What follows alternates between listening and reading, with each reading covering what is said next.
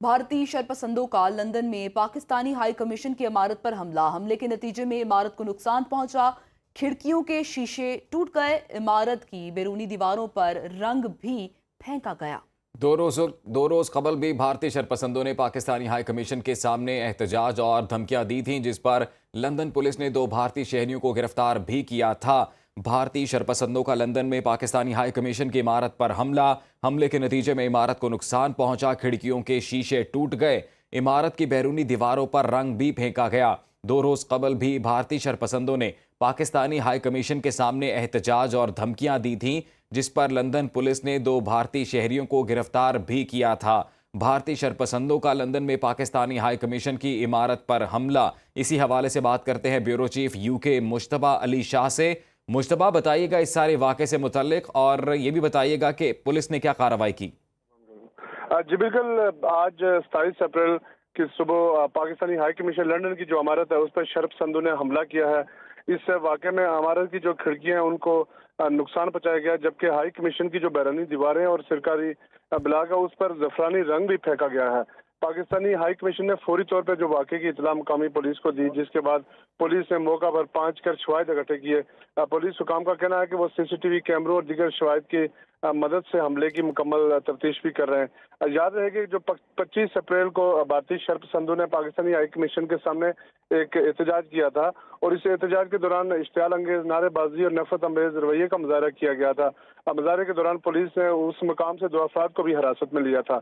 और पहलगाम वाक़े के बाद से बरतानिया में जो मौजूद भारतीय नसाज शरपसंद अनासिर हैं उनकी तरफ से पाकिस्तानी हाई कमीशन पाकिस्तान के शहरियों और अमले को निशाना बनाने के वाक़ात में इजाफा देखने को मिल रहा है, और पुलिस इस सिलसिले में मुकम्मल तफ्तीश कर रही है, जबकि पाकिस्तानी हाई कमीशन की जो सिक्योरिटी है उसको मजीद सख्त किया गया है। जी, बहुत शुक्रिया आपका मुश्तबा अली शाह, आपने तफसीलात से आगाह किया। पहलगाम वाक़े के बाद कशीदा सूरत हाल में पाकिस्तान ने दोस्त ममालिक को एतमाद में लेना शुरू कर दिया। नायब वज़ीर आज़म इसहाक डार ने चीन के वज़ीर ख़ारजा वांग यी से टेलीफोनिक रब्ता किया है। इसहाक डार ने चीनी वज़ीर ख़ारजा को मौजूदा इलाक़ाई सूरत हाल से आगाह किया। नायब वज़ीर आज़म ने कहा कि पाकिस्तान भारत के एकतरफ़ा और गैर कानूनी इक़दामात और बेबुनियाद प्रोपेगेंडे को मुस्तरद करता है। इसहाक डार ने पाकिस्तान के लिए चीन की मुसलसल और गैर मुतज़लज़ल हिमायत को सराहा। उन्होंने चीन के साथ मजबूत दोस्ती और शराकतदारी के लिए पाकिस्तान के पुख्ता अज़्म का इयादा किया। अमन, सलामती और पायदार तरक्की के मुश्तरका अहदाफ के हसूल के लिए फ़रीक़ैन ने बाहमी रवाबित और ताउन पर इत्तेफाक किया। आपको बताएं, भारत के फॉल्स फ्लैग ऑपरेशंस दुनिया भर में तमाशा बन गए। Pahalgam false flag operation Bharat के एक ही तरह के ड्रामों का तसलसल है।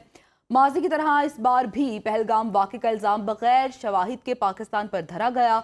ज़राए के मुताबिक माजी की निस्बत इस बार बैन अल-अक़वामी मीडिया ने पहलगाम वाक़े को कोई कवरेज नहीं दी है। यूरोपीय, अमरीकी और दीगर ममालिक के मीडिया ने इसे महज खबर के तौर पर लिया।